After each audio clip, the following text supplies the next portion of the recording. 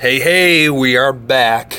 I want to go over the Thursday night game last night. Today is September 13th. It is actually Friday the 13th, which is kind of crazy. But I just wanted to go over last night's game. Last night we had the Bucks taking on the Panthers. Panthers were at home in this one.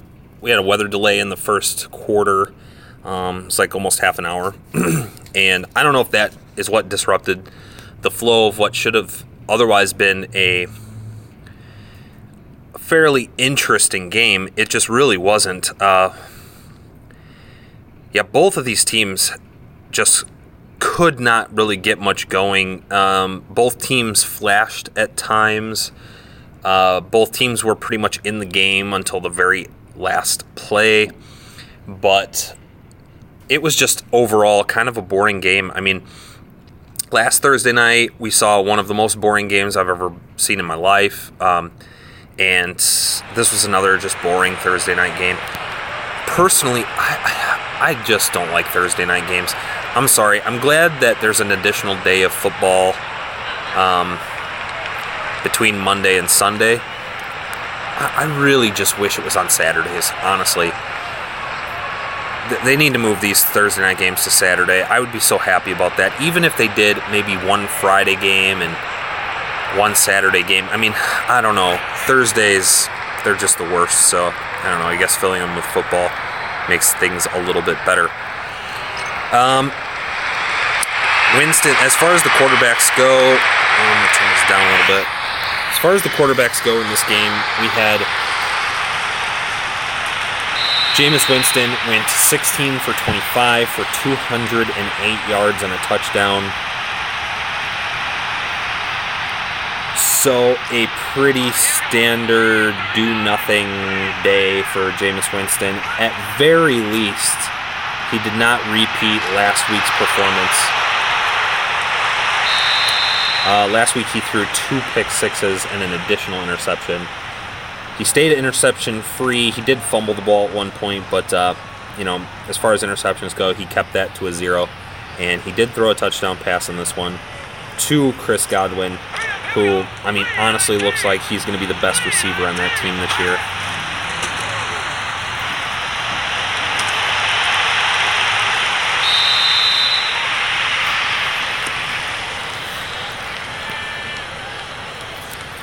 As far as Cam Newton goes, sorry about that. As far as Cam Newton goes, he was 25 for 51 for 333 yards. So a decent amount of yardage, but goodness, was that completion percentage terrible.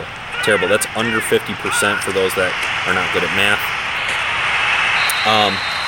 He did not throw a touchdown nor an interception, but that offense really just would move the ball and then stall and punt, and move the ball and stall and turn over on downs. And it was just so boring to watch, honestly. I know that the NFL is trying to turn this into an offensive league, scoring a lot of touchdowns and all that good stuff, and I'm always a fan of seeing good defenses, but these weren't even good defenses. It was just average defenses playing against average teams. Rushing attempts, Peyton Barber was the only thing that was happening on the ground. He had 23 attempts for 82 yards. And just to pull out my handy-dandy calculator and do the math on that, that is 3.5 yards per carry. That is terrible. That is terrible. That's not good. The one thing I can say is that they did just keep going to him. So kudos to Bruce Arians and that offense for just keep letting him run that rock in a tight game. I mean, I don't know if I'd be that comfortable with it considering how good Chris Godwin had been playing. Of course, if you continue to put the ball in Jameis Winston's hands, good things were probably not going to happen. So maybe that was their plan for that purpose. For all those people, for all the fantasy people out there who continue to say that Ronald Jones is going to be doing stuff this year and is going to be the back and is going to be the guy, just stop. Please stop. Okay, he's awful. He's just terrible. Last week, he happened to have a couple of decent runs. but it obviously didn't translate into any kind of momentum. He had 4 attempts for 9 yards.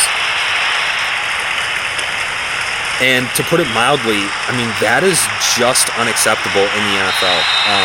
It's bad. It's bad. Now, Christian McCaffrey had 16 attempts for 37 yards. I think that the Bucs' plan in this game was basically to take Christian McCaffrey out of it and see if Cam Newton was healthy enough to beat them by himself. And obviously, that was not the case. Cam could not get it done. They scored 0 offensive touchdowns. They scored no touchdowns at all, actually. All of the points were put up by the field goal kicker, and there was a safety. The Panthers, Luke Kuechly put up a safety, and that was all the points. So it wasn't anything special. It was boring. Boring on the ground, boring through the air. The one lone bright spot for each of these teams was Chris Godwin for the Bucs, had 8 receptions for 121 yards and a touchdown. And Greg Olsen had 6 receptions for 110 yards. So, if you like watching very, slow progressing drives with okay defensive stops, then this was a game for you. On the Panthers side of the ball, Curtis Samuel had 5 receptions for 91 yards, and DJ Moore also had 9 receptions for 89 yards. So they're spreading the ball around. It looked like they were trying to make Samuel catch the deep balls. Greg Olsen was obviously Cam Newton's favorite check down player. They have a chemistry, that's no doubt. And then DJ Moore, a reception machine. He had 9 receptions. The only other player for the Bucs that did anything was Mike Evans. He had 4 receptions for 61 yards, and it looked as though he just hasn't recovered from whatever illness had been plaguing him last week. I guess he was sick with something last week, and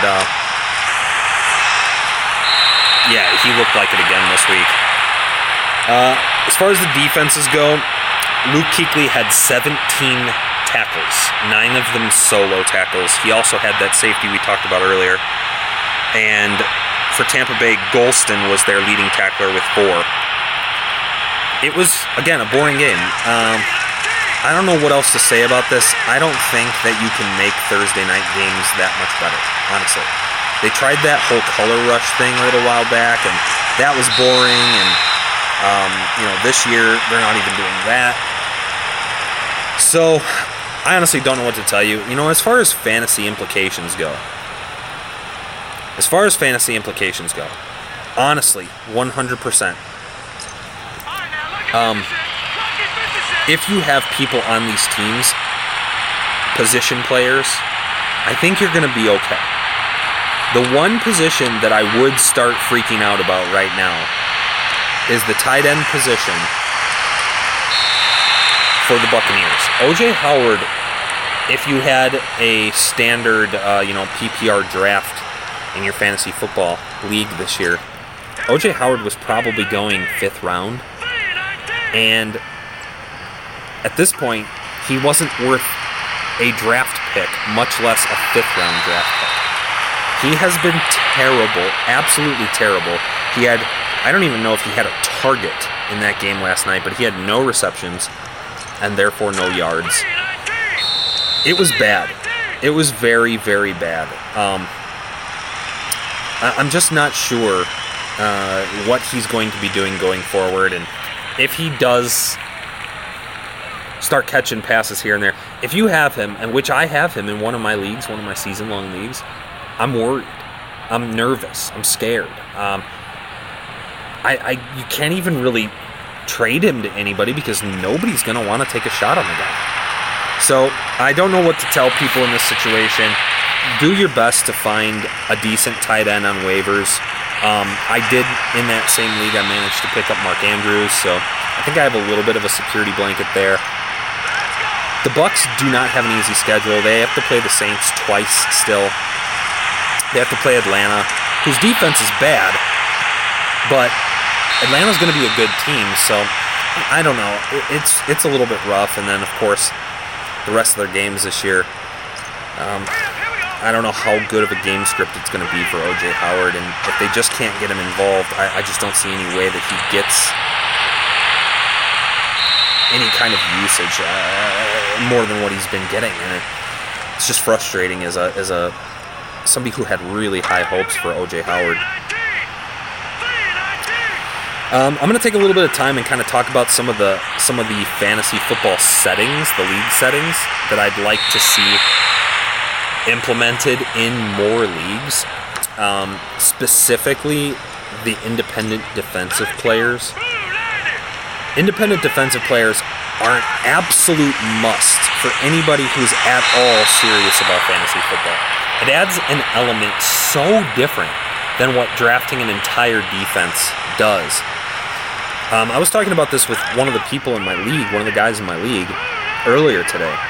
And we were talking about, what if I would have had to draft a team defense? Who would I have gone with? And, who would have been good options this week? And those team defenses sometimes can just win or lose you the games. And they're so up and down, whereas with the independent defensive players, they could have individually great performances. And you can put up numbers for your fantasy football team. And you can make it at least a little bit interesting that way. And it gives more recognition to those players. You get just more utilization out of them. It helps when you're watching the games to watch both sides of the ball. I think it's just a more interesting way to play fantasy football. And so I think everybody should implement an independent defensive player, minimally one, on your fantasy football teams, and get rid of the defensive teams, okay? And this is what I would do if you're going to implement a independent defensive player. I would start with the scoring at 1 point for a tackle,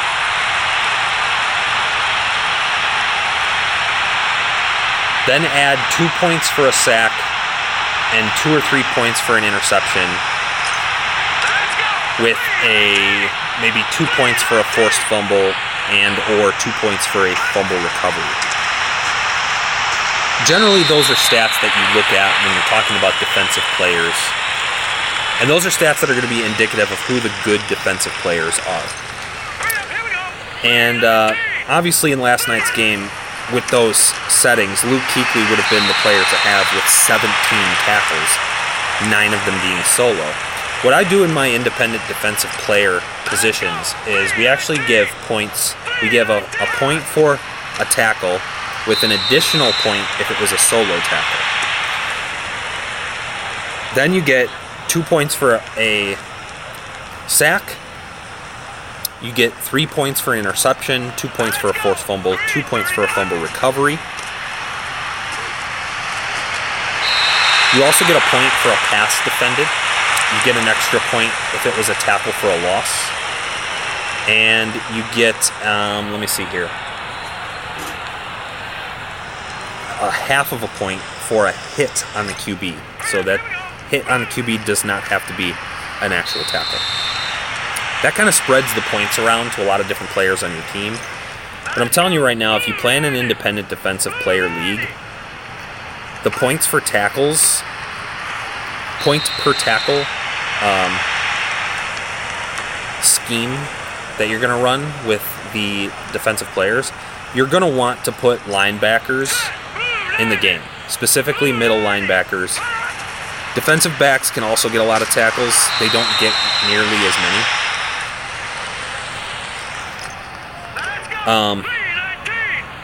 But they can come up with interceptions, and when they do get tackles, it's kind of a bigger deal, I guess.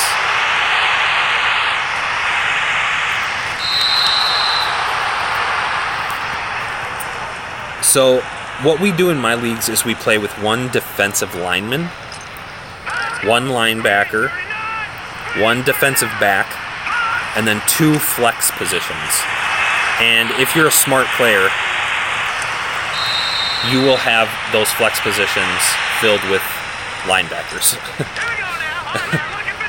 because they just get so many more tackles. And yeah, start with a simple scoring plan. You don't have to put all those types of defensive players in the game like we do, but honestly, it makes it better. I'm going to next year, I'm going to try to convince my league to eliminate the kicker position. I don't like kickers in fantasy football. Literally, you're just picking up a guy. It never really matters who you have, because you could have somebody from a really crappy team who kick a ton of field goals. For instance, last night, the kicker for the Panthers would have scored you more points than just about anybody else in the league. So I would not have wanted that. And the kickers on a lot of good teams, they kick a lot of point after. Like, you're only getting 1 point for that, so it doesn't add up. I just don't think you should be rewarded for doing what is essentially an automatic job. And I know kickers miss, and it happens. And kickers can win real football games. But to just mix those points in with everybody else's seems, I don't know, it seems too unpredictable. So I'd like to see them removed. I would like to see